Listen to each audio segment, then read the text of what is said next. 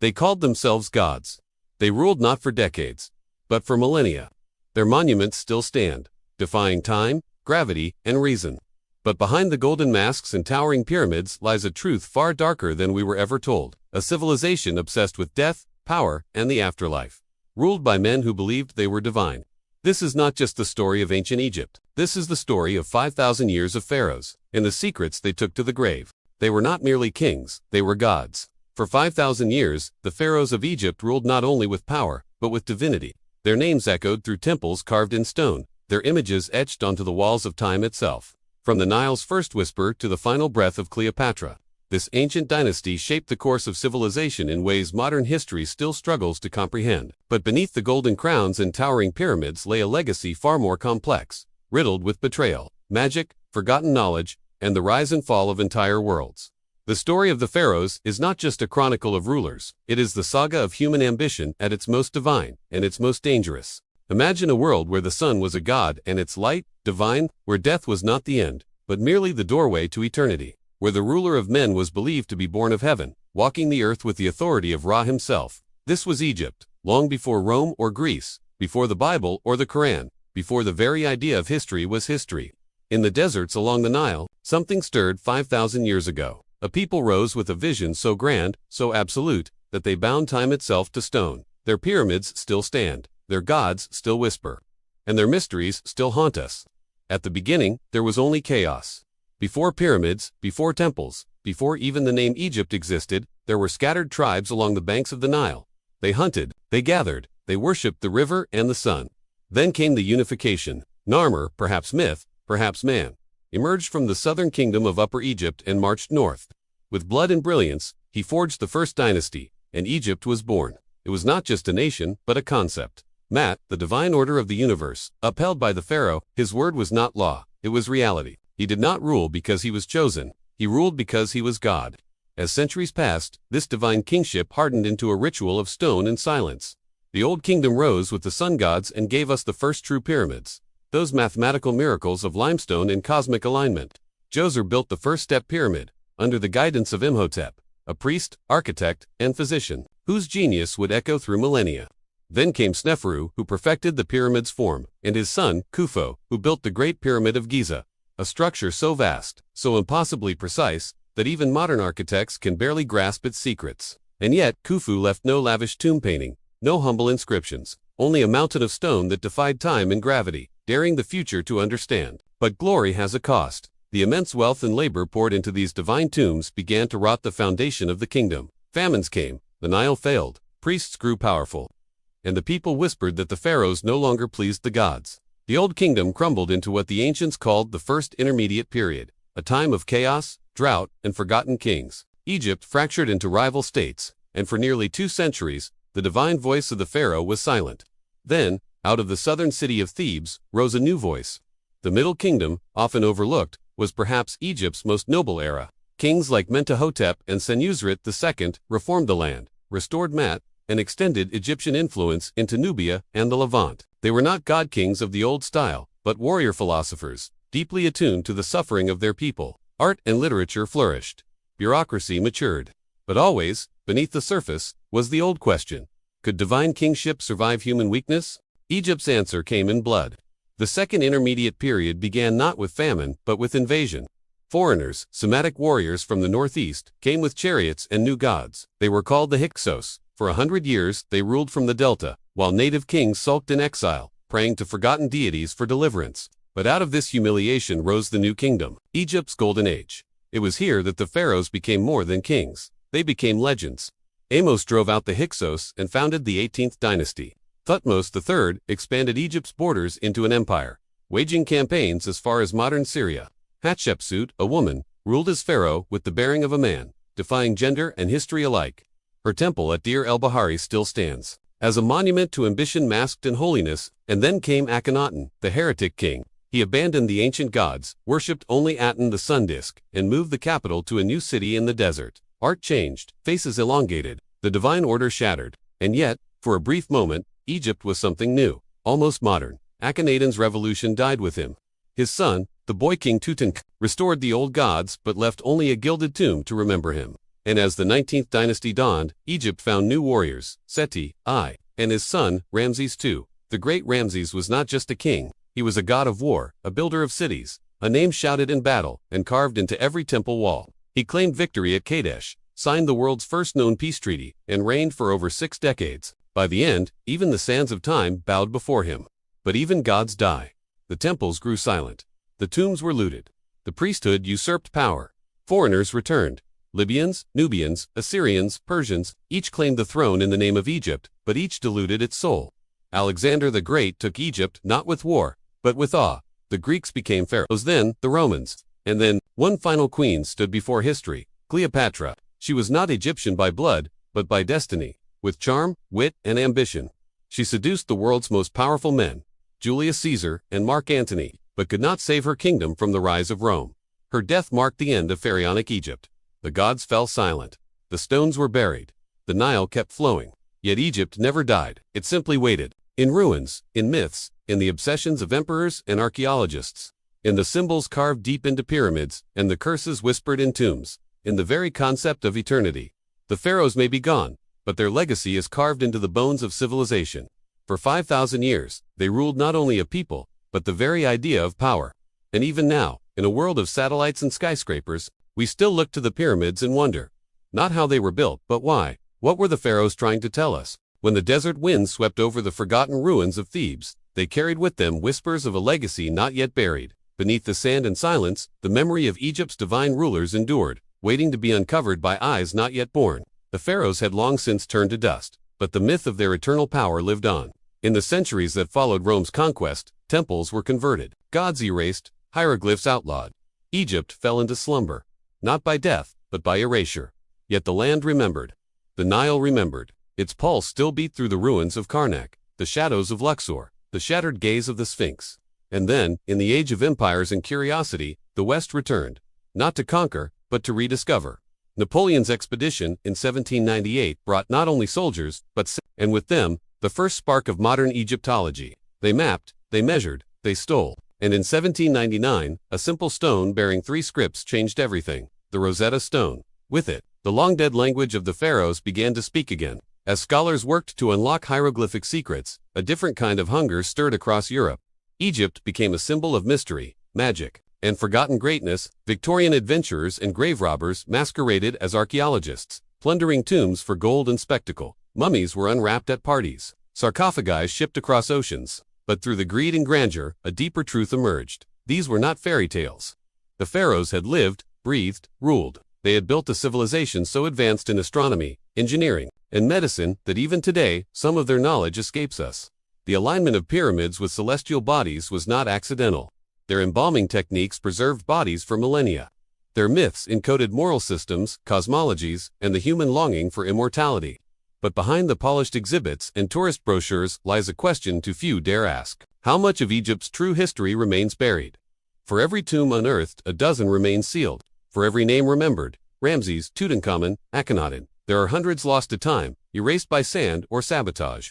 Even the great monuments we admire are fragments. The Sphinx has no nose. The capstone of the Great Pyramid is gone. Obelisks lie broken or stolen, dotting European capitals like souvenirs of conquest. Yet despite the theft and desecration, Egypt's spirit resists extinction. The stories of its kings and queens persist not just because they were rulers, but because they captured something deeper, the human desire to transcend death, to live forever. And in that ambition, they achieved what no civilization ever has. A footprint so large, it could not be erased. Consider the Book of the Dead, not a book of doom, but a manual for eternal life. Painted on papyrus and tomb walls, it offered the deceased a roadmap through the afterlife, past demons, gods, and trials of the soul. To the pharaohs, the afterlife was not a hope. It was a certainty, provided one was prepared. Hearts were weighed against feathers, names spoken into eternity. To be forgotten was to die a second death. That is why the monuments mattered. That is why their names were chiseled in stone. The pyramids were not vanity projects. They were resurrection engines, divine lighthouses built to pierce the veil between life and eternity. And yet, even with all their power, all their gods, and gold, no pharaoh could cheat death. Their bones lie in museums, their treasures behind glass. But their story, perhaps that is their true immortality. There is something almost tragic in this legacy. An empire that worshipped permanence, now studied through ruins. But perhaps that is why it captivates us. The more we learn, the less we understand. Who truly built the pyramids? How were they aligned with such cosmic precision? Were the stories of divine birth just myth? Or a code hiding something more? Why do so many ancient cultures from the Mayans to the Mesopotamians share echoes of Egyptian symbols and deities?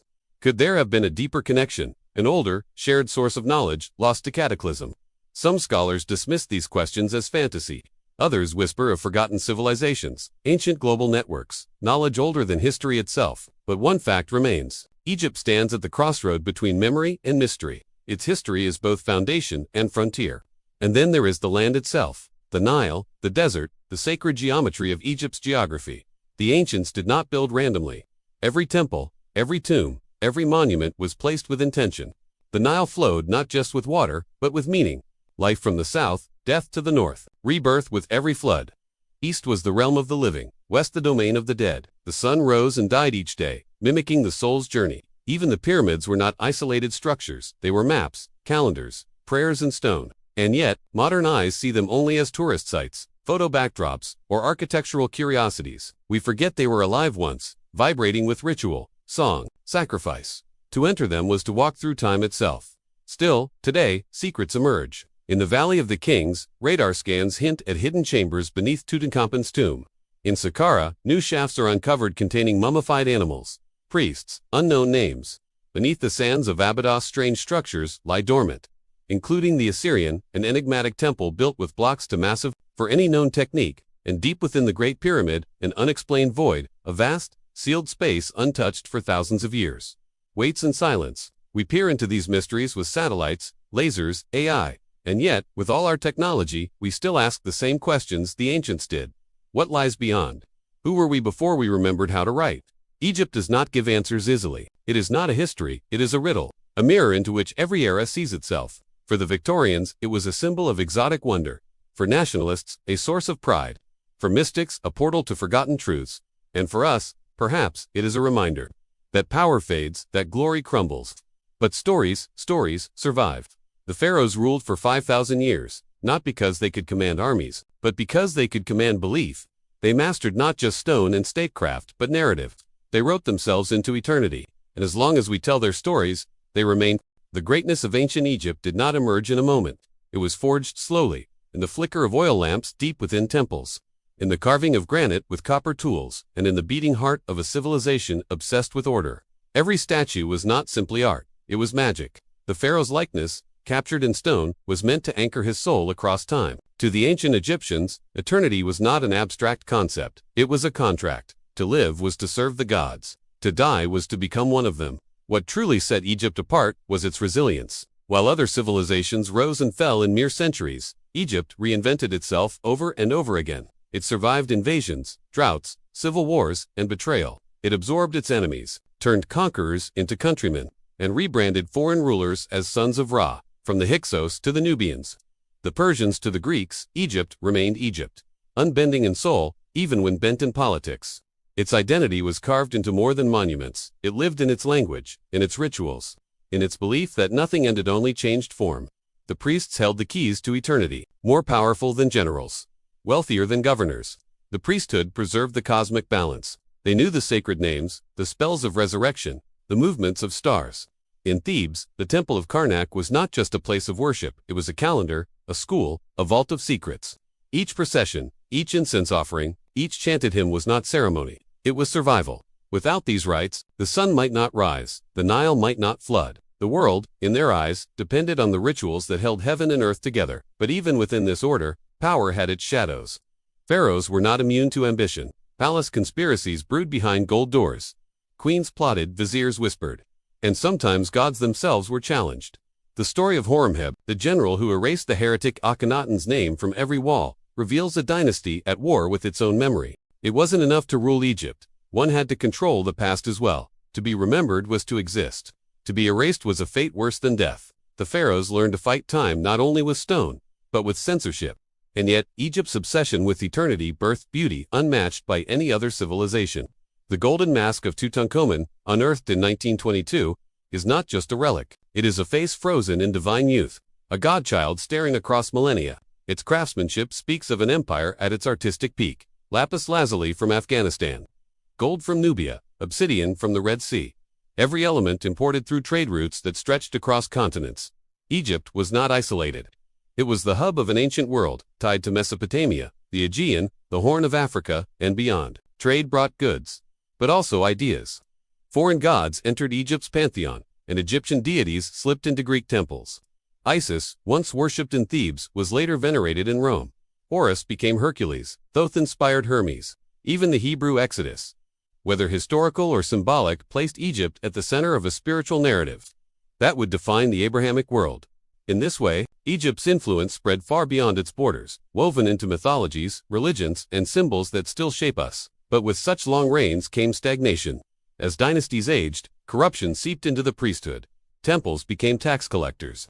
The people, once bound to the pharaoh by awe, grew distant. Civil unrest simmered beneath divine silence. Tomb builders went unpaid. Grain was hoarded. In Deir el-Medina, the village of craftsmen who carved the Valley of the Kings, graffiti still exists. Etched complaints about wages, management, injustice. These were not stories of gods, but of workers, men with families and fatigue, living beneath the shadow of the divine, yet struggling all the same. It's this human thread that makes Egypt real, not just a wonderland of mystery, but a place of flesh and blood. Pharaohs may have been gods in name, but they bled like men, feared like men, died like men. And in their death rituals, the careful wrapping of organs, the amulets over the heart, the golden tongue for speech in the afterlife, we glimpse their ultimate fear, that all their power might still not be enough, that eternity, no matter how carefully planned, might forget them.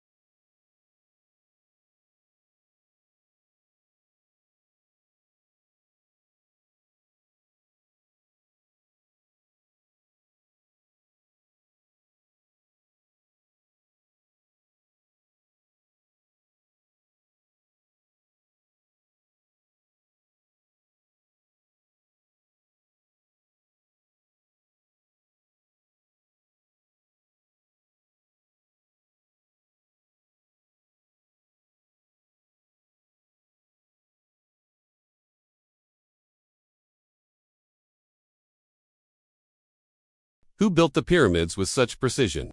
Why were they aligned with stars long forgotten? How did knowledge once so vast, so advanced,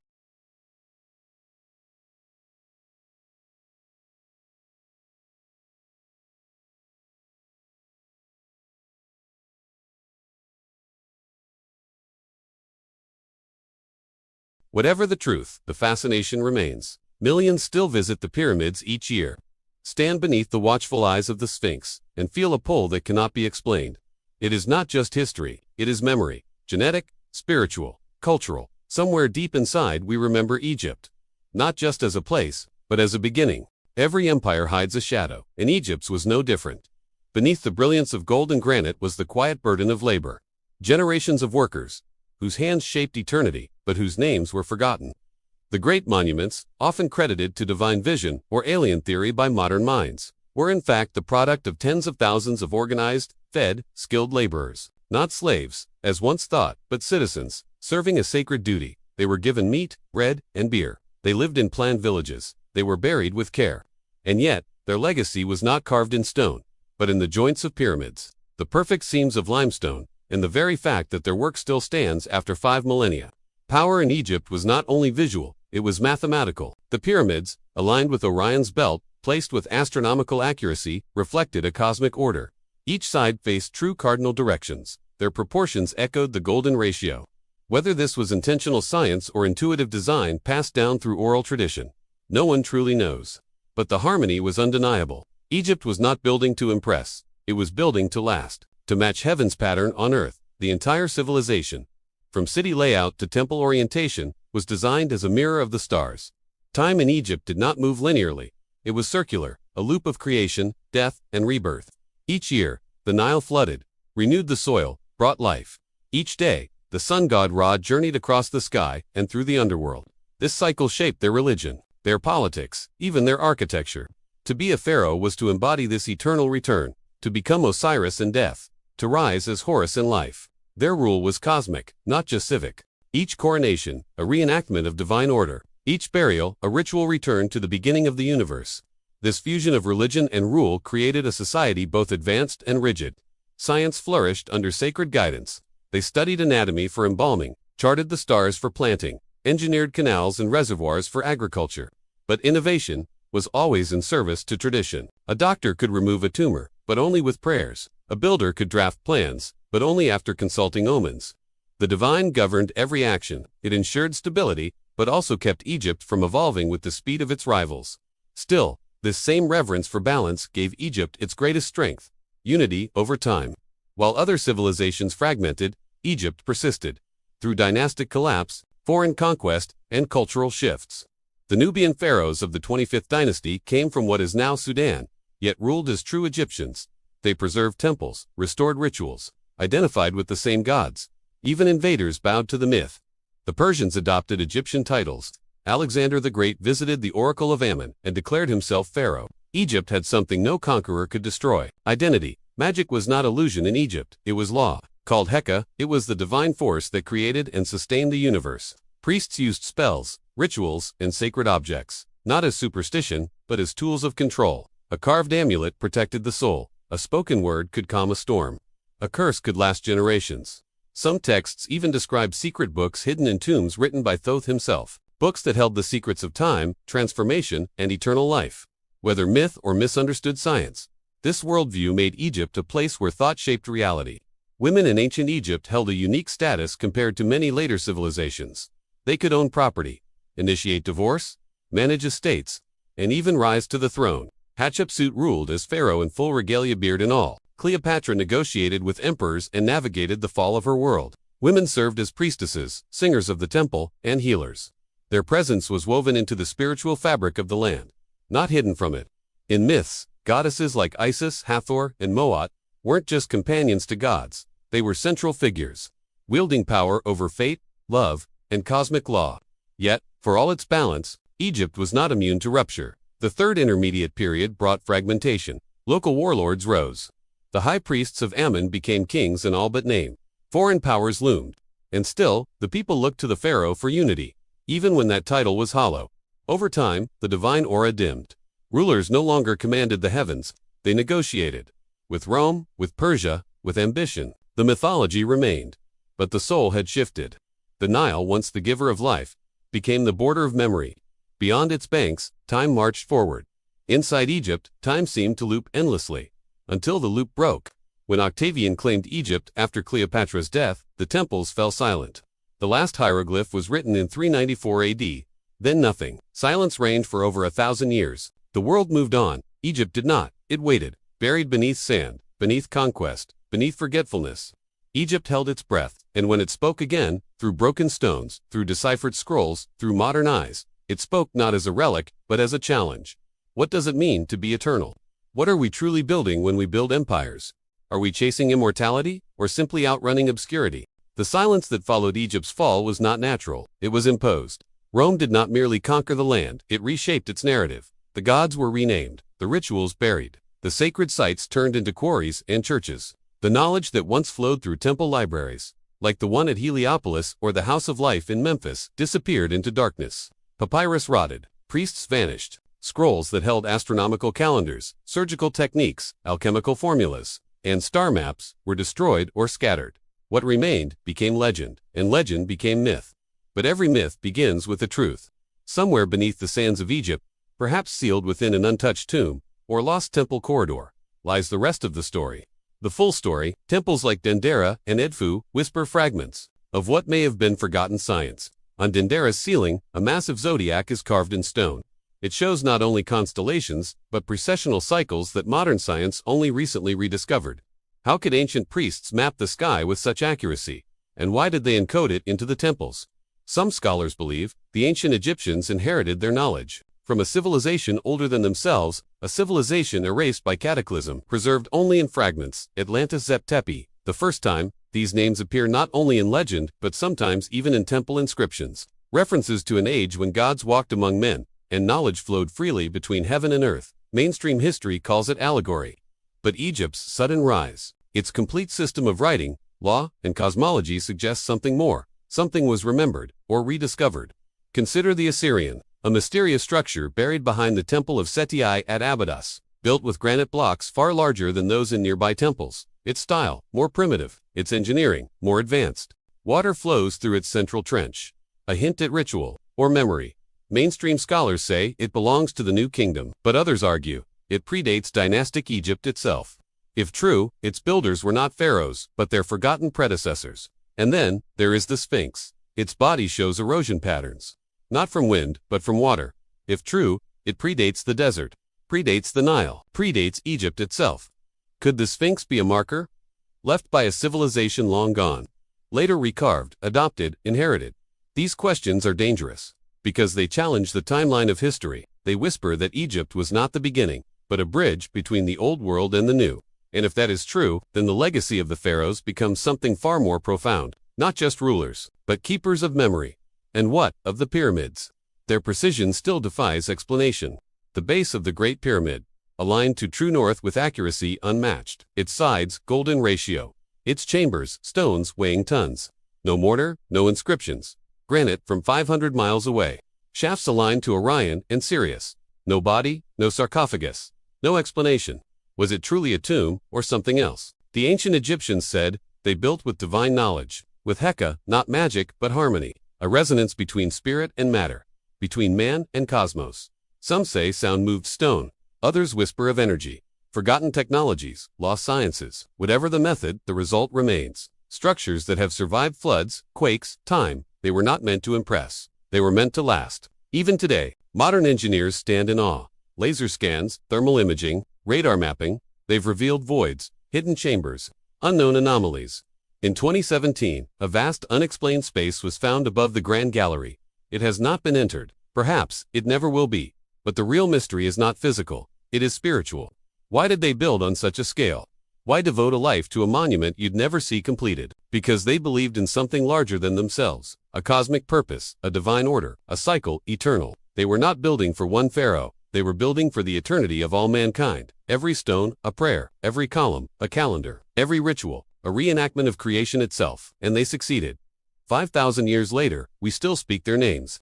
We walk their halls, we stand in awe. That is immortality, not through bloodline but through memory, not through war but through wonder. And perhaps, that is Egypt's final lesson. True power is not how long you rule, but how long you're remembered. Egypt's genius was not just in what it built, but in what it preserved. In a world where kingdoms vanished without leaving a trace, Egypt left behind entire cities of stone.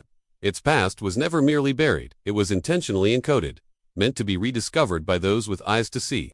The priests of Thoth, god of wisdom, believed knowledge was sacred and dangerous. They wrote in riddles, in symbols that spoke on multiple levels, literal, spiritual, cosmic. Hieroglyphs were more than letters. They were living concepts. To read them was to invoke power. To misuse them was to disrupt math. The delicate order of the world. This sacred language adorned every tomb, every temple. It whispered prayers to the dead, instructions for the soul, records for eternity. Even the tombs of simple nobles were painted with scenes of judgment, agriculture, offerings to gods, and eternal joy. Death, to the Egyptians, was not an end, but a passage into a life more permanent than this one. And that's why the dead were buried with care. Food, tools, amulets, even letters to the gods accompanied them. A man might be poor in life, but rich in eternity, provided he followed the right path. Yet the pharaohs did more than build tombs. They built myths, stories that placed them in the center of the cosmos. Each king was the son of Ra, reborn each morning with the rising sun, destined to fight chaos and restore balance. These were not just metaphors, they were state policy. The rituals, the temples, the taxes, the wars, all justified by the pharaoh's divine role. Even when the land suffered, the myth had to be preserved. To question the pharaoh's divinity was to threaten the very fabric of creation. But myths are fragile, and as the centuries passed, cracks appeared.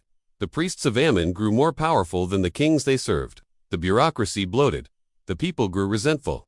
While Egypt remained the jewel of the ancient world, its internal fractures deepened. And yet, each time the divine order threatened to collapse, a new dynasty emerged from the shadows, restoring faith, rebuilding temples, reimagining what it meant to be eternal. This cycle of death and rebirth mirrored Egypt's own theology. Even the gods changed forms, merged, or evolved across time.